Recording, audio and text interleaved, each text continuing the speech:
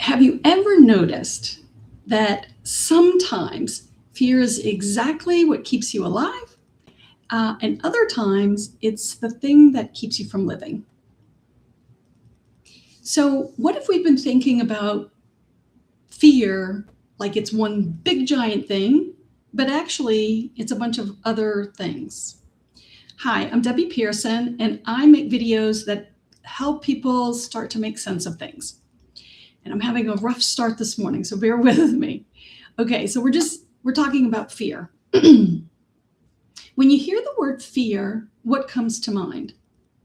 I think of scary things, right? Like snakes, spiders, heights, physical pain, rejection, failure, death, divorce, speaking in public, being judged, maybe losing money.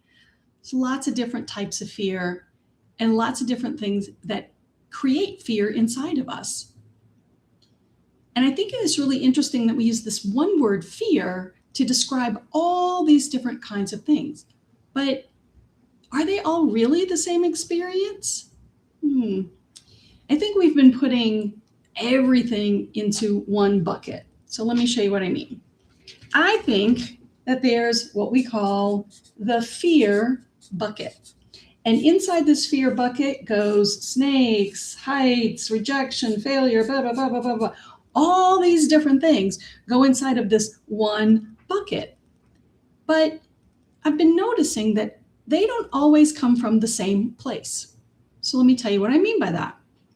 I think that we've been putting all of these different experiences into the one bucket and calling it fear because they all are, but they're different types of fear.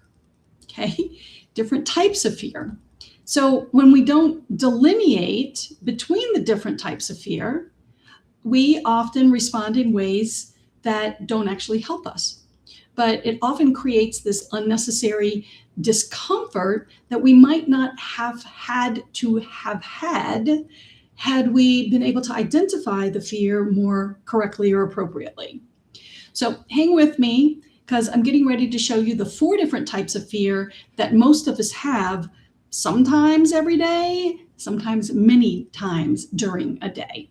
Okay, so let's look at these. I'll go 1, 2, 3, 4. And they don't necessarily have to touch. It just accidentally happened that way. So let's talk about the first fear, and it is called primal fear. Primal fear, it answers a question of, am I physically safe? Am I physically safe? So things like the snakes, tornadoes, a house fire, someone who's wanting to hurt you. This fear right here actually protects us. We want it in our lives. It's something that automatically moves your body toward protecting you without you really having to think about it. So you've all heard, the hot hand on the stove and you pull back quickly. That's a primal fear where our body recognizes something maybe even before our mind has a chance to process it. The second one is called reactive fear. Reactive fear asks, am I emotionally safe? So things like criticism, rejection, disagreement, somebody questioning your price if you raised your prices, maybe some negative social media comments. This one's a tough one. This is a response where we perceive an emotional threat of some sort. So I probably need to do a video on that one because on this one, it's really big. We spend an awful lot of time in this reactive fear when we probably, if we knew better, we wouldn't. We'd be able to identify it as something else. So I want to share more about that in just a second. So if you do want, after this video, if it doesn't seem like enough, let me know in the comments and I will do a video on reactive fear, just that, because it is so big. Okay. In reactive fear, your feelings may get hurt, often get hurt, and it leads to things like defensiveness, blame, shame, withdrawal, people-pleasing, and a lot of other emotional ways of behaving. This is where, for me, the patterns of protection often show themselves the most. And I did a video on the patterns of protection last week. I'll link this video to it. Okay. Then the third type of fear is called, and I'm sure you've heard this, how do you spell existential? Existential fear. And this question has a tendency to ask, does my life matter, right? So who am I? And I want to put this over here, but I'm left-handed, so I can't do both. Okay, so existential fear is like, who am I? And what is the point to life? Am I enough? Do I matter? Does any of this matter? That's existential questions. And this is a place where one type of fear can touch another. So a criticism may begin as a reactive fear. Maybe we feel rejection or shame, but then quickly we connect to this deeper question, which maybe results in, oh my gosh, am I good enough? Or do I matter, right? And when that happens, the emotional pain that we feel becomes bigger than the event that happened. So maybe somebody puts a social media comment and it's negative, and it just shocks your system, like, oh my God, I never even thought of that. Or how could somebody respond in that way? I remember one time I told a story about something very, I don't know if serious is the right word, but emotionally true to me. And somebody responded with, ha, ha, ha. I feel like a kid in a fourth grade class making fun of you. And I was just like, first of all, why would anybody do that? But initially I took it to, I wanted to hide his comment. I wanted to lash out at him. But I was able to move beyond that and just realize, like, that's him, not me. So I was able to not give him any more like oxygen. I just left it alone, whatever, move on. I don't even know where it is anymore. So, but we can shift from a reactive fear of like, oh my goodness, like, how dare you do that? Now I'm blaming or criticizing the other person, to, oh my God, maybe I'm not good enough for this work that I do. Or why should people listen to me? Or who am I to say those things, right? So looking at the different fears, understanding where they are, me understanding my patterns of protection, it just allows me to move through some of the discomforts a whole lot faster. So again, understanding it is like, our emotions have a tendency to get bigger than the event that occurred. And, it's like, I guess this is another one of those times where this could be a good video. So if you want to know more about how our bodies react, how we react, not respond, why knowing about this is really important and how it can help you, let me know, put it in the comments, and I will make another video, and I'll create that video and I'll tag you, and so you'll know. Okay. All right. So the last of the four is called I know I have terrible handwriting, self-knowing. Okay. And self-knowing is, am I willing to really get to know myself? Am I willing to set boundaries and hold them, even though I know somebody else is going to get upset? Am I willing to go live and be visible, knowing that maybe I might get ridiculed by someone in my family, or it might go against the way I was raised, right? Am I willing to say no kindly with confidence and not fear the repercussions because I said no to somebody instead of the yes, yes, yes, yes, yes that I normally do? Self-knowing also means becoming willing to see what's really happening inside of you. The fear, your limiting beliefs, needs, protective patterns, things you may not have even noticed before. So I've noticed that for many people, one of the hardest things to face is discovering who they really are, right? So why is that? Why is that one the most challenging? Well, it has a lot to do with not wanting to lose that connection, wanting to belong, having people want to have you there, not rocking the boat, feeling safe. I mean, there's so many different ways, right? Lots of reasons. We may not really know what they are until we dig into it and find out. So there's so many people think that they are the only person that are experiencing that fear or that discomfort. It's just not true. It's just not true. I would say 99% of people experience fears they don't need to experience. And then I would say that there's a huge percentage of people that as they learn what the fears are and how to work with those fears, so much reduction in fear occurs because now they know, oh, I don't have to act like that anymore. I just thought I did. It's the way I've always acted. Now I can do it differently because I know better. I know differently. Okay. So the big thing that is that most people do have the same fears that you have. It's just that they don't talk about them. Do you talk about them? Sometimes, maybe with a close friend, but it's not like we go online and in the middle of a social media like Facebook, TikTok, Instagram, whatever, like I've got all these fears and I want to talk about them. We usually don't do that. We may join private groups or, programs to work with that, a therapist or, do something one-to-one. Okay. So what I'd like to say is maybe we're not going to spill the beans in this video and in the comments since it's wide open public. However, I think we can support each other in this by first overcoming the initial fear of thinking that we're the only ones that have these fears, or that maybe what we can do today is just kind of step a little bit into it where we're not revealing too much.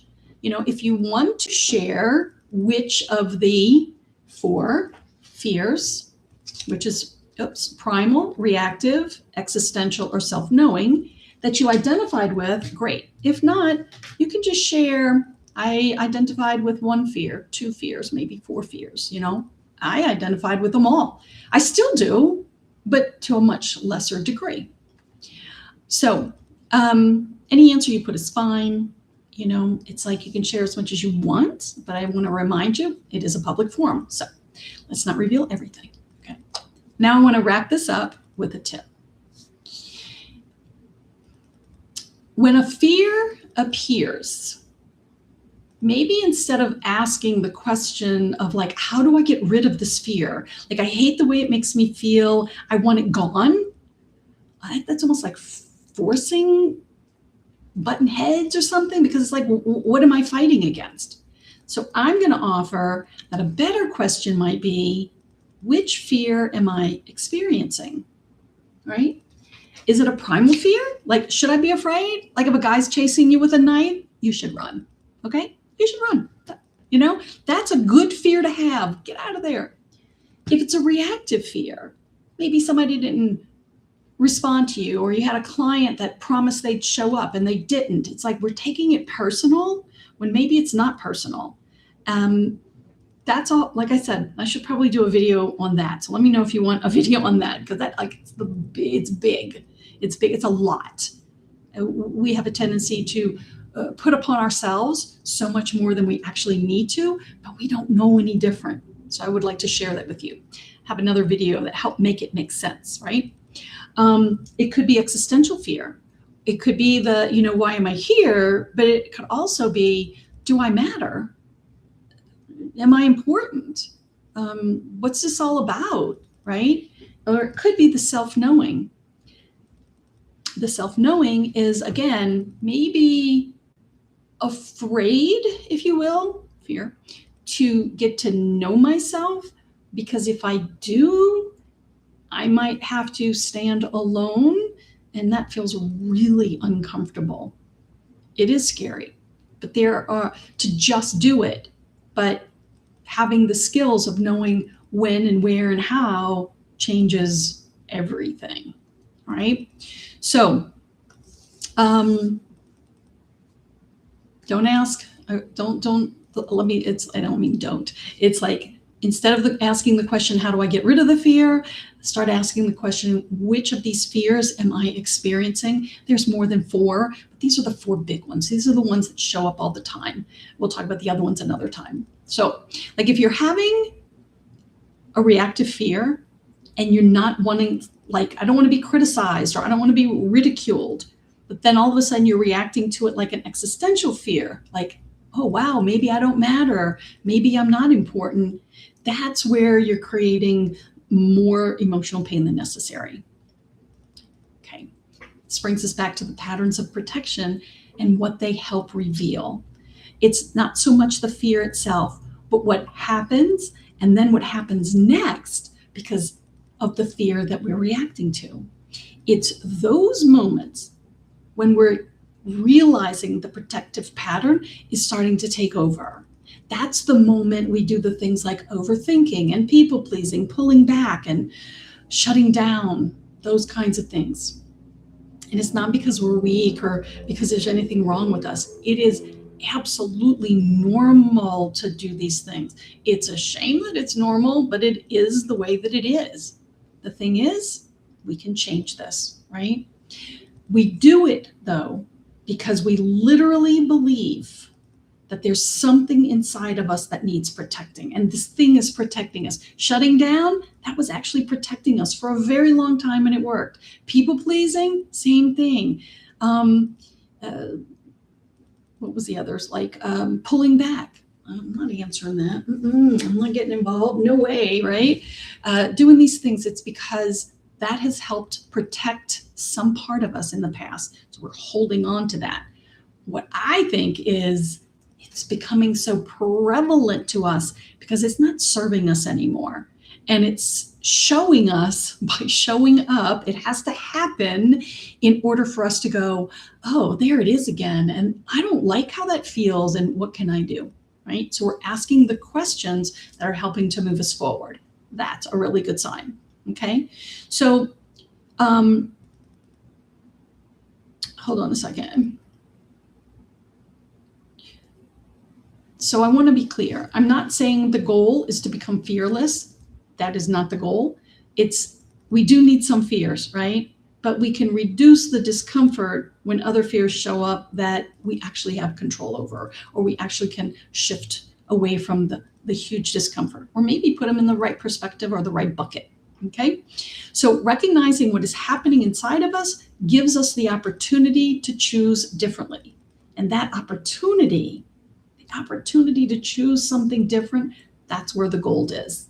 Okay. Over the next few weeks, I'm going to be inviting you to join me for a free live workshop. And this is where we're going to take a little bit deeper look privately to what happens inside of us when stress and pressure show up, and why knowing what to do isn't the same as being able to do it, right? So if you're in business, like, I know I want to raise my prices, but I can't because I'm uncomfortable about that. I know I want to post more, but I feel afraid to be seen or visible, like somebody might make fun of me, right? So I know it, but I can't quite do it. It is so frustrating, but I want you to see you can know it and not be able to do it. And there's this space. We're going to call this the gap. This space right here is the gap between knowing it and doing it. That's what I want to talk about in the workshop. Okay. So if that sounds like something you're interested in, make sure you subscribe. And then that way you'll know exactly when the registration opens and you can come. All right. That is it for today. May your new knowledge of the different types of fear start having you asking yourself, what type of fear is this? Which one am I experiencing? And remember, be compassionate with yourself because you do matter.